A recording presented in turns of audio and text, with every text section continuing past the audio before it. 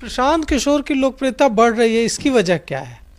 देखिए, प्रशांत किशोर जातीय आधार पर वोट नहीं मांग रहे हैं, वोट तो मांग ही नहीं रहे हो, वो लोगों की चेतना के स्तर को जगाने की कोशिश कर रहे हैं। वो लोगों को समझा रहे हैं कि अब तक आपने वोट जिस आधार पर दिया है वो आपके काम नहीं आया। कभी आपने कभी बीजेपी को जिताने के लिए वोट दे दिया, कभी जेडीयू को जिताने के लिए, कभी लालू जी को हराने के लिए, तो कभी लालू जी को जिताने के लिए।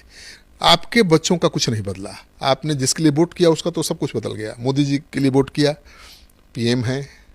आपने नीतीश कुमार के लिए वोट किया बदलाव के लिए, लालू राज से खफा होकर नीतीश कुमार 20 साल से सीएम हैं।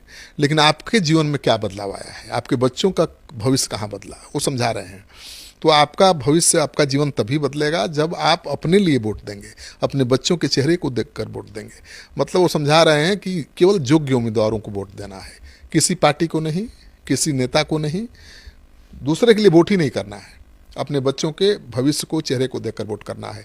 और ये मुश्किल काम लग रहा था कि बिहार को लोग समझ पाएंगे, क्योंकि यहाँ तो जातीय आधार पर गोलबंदी है। बिल्कुल, लेकिन वो अब समझ रहे हैं लोग और बोल रहे हैं।